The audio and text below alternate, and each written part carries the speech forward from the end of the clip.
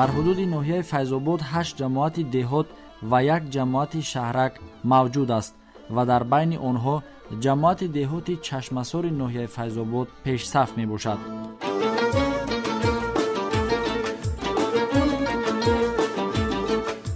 мардуми бонангуор ва шукргузори ин ҷамоат бо меҳнату заҳматҳои ҳалоли худ дар даврони соҳибистиқлолии кишвар ба як қатор музаффариятҳои назаррас ноил гардиданд, ки боиси ифтихори худи ҳамин мардуми шарафманд мебошад.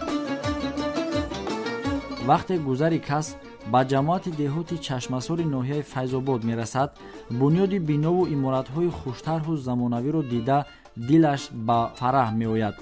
роҳи мумфаршу кӯчаҳои зебову чароғонгашта бо боду ҳавои фораму табиати нотакрори ин мавзеъ аз ояндаи неки ин мардуми меҳнатқарин дарак медиҳад.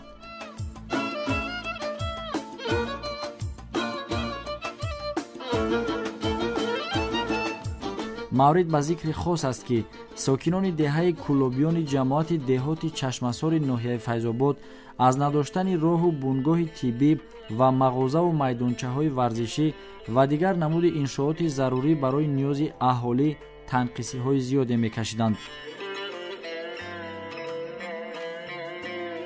пули раҳгузари ин деҳот то ҳол боқӣ мондааст, ки аз дидани ин пули одамгузар хотироти гузаштаи пешини ҳар як сокинро ба ёд меорад.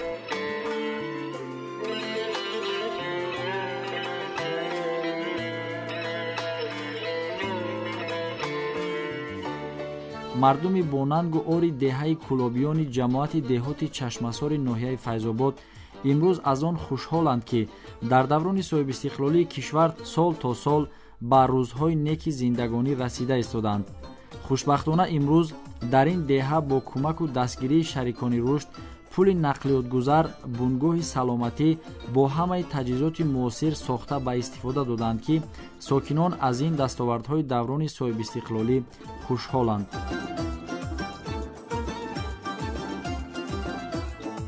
мо хурсандем, ки дар ин давраи истиқлолият зиндагӣ дорем.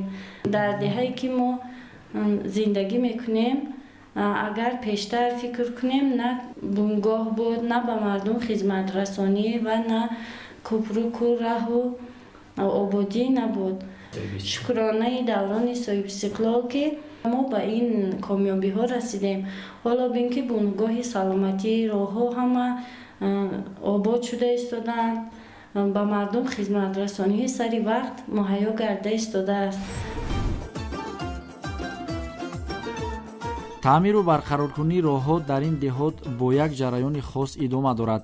аз дидани чунин ободонию созандагии сокинони ин деҳоти дурдасти ҷамоати Чашмасори ноҳияи Файзобод рӯҳу илҳом гирифта, бо тариқи ҳашару дастгирии якдигар барои сайхал додани илму дониши фарзандони хеш барои 100 ҷои нишаст дар як баст муассисаи таҳсилоти умумии асосии рақами 54-ро сохта ба истифода доданд.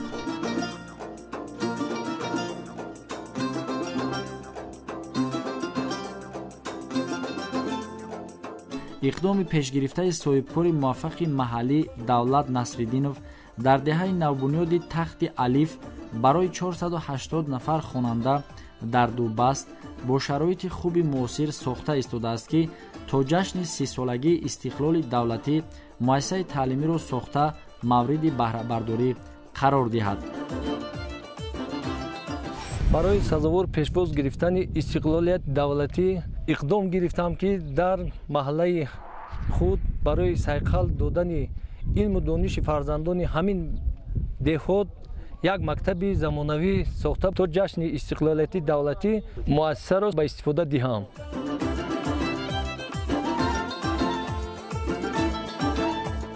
иншооти дигаре, ки дар ин деҳа дар арафаи анҷомёбист, бунгоҳи тиббӣ мебошад. мутасаддиён кӯшиш доранд, ки ҳарчи зудтар ин иншоотро сохта дар ихтиёри аҳолӣ диҳанд. дар доираи эълон гардидани солҳои рушди деҳот, сайёҳӣ ва ҳунарҳои мардумӣ барои эҳё гардидани ҳунарҳои миллӣ дар деҳаи дурахшони ҷамоати деҳоти Чашмасори ноҳияи Файзобод аз ҳисоби соҳибкор Мирзо Маҳмуд Файзов коргоҳи касбомӯзии дузандагӣ, ҳунарҳои мардумӣ бунёд кардааст. то ин ки ҷавондухтарону занони хонашини деҳоти мазкур ҳунар омӯхта соҳиби касбу ҳунарҳои волои миллӣ гарданд.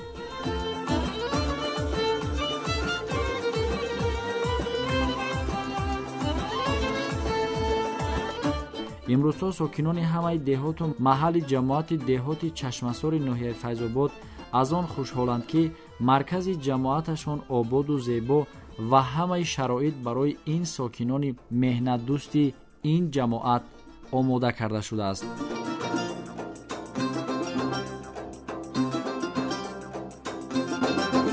барои пешвоз гирифтани ҷашни 30-солагии истиқлоли давлатӣ дар ҷамоати деҳоти Чашмасор 35 нақша чорабинӣ, ободкорӣ, бунёдкорӣ ба нақша гирифта шудааст.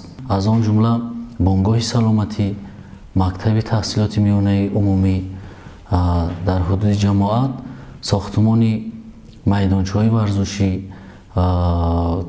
сохтмони ҳаммом, бонгоҳи саломатӣ, кошонаи ҳусон, сартарошхона ва инчунин толори варзишӣ дар ҳудуди ҷамоат сохта ба истифода додем. ҳамаи ин сохтмонҳое ки дар ҳудуди ҷамоат шуда истодааст бо дастгирии соҳибкорони маҳаллии ҳудуди ҷамоат мебошад. соҳибкорони ватанӣ ҷашни 30-солагии истиқлолияти давлати ҷумҳуриро бо як рӯҳияи болида пешвоз гирифта истодаанд.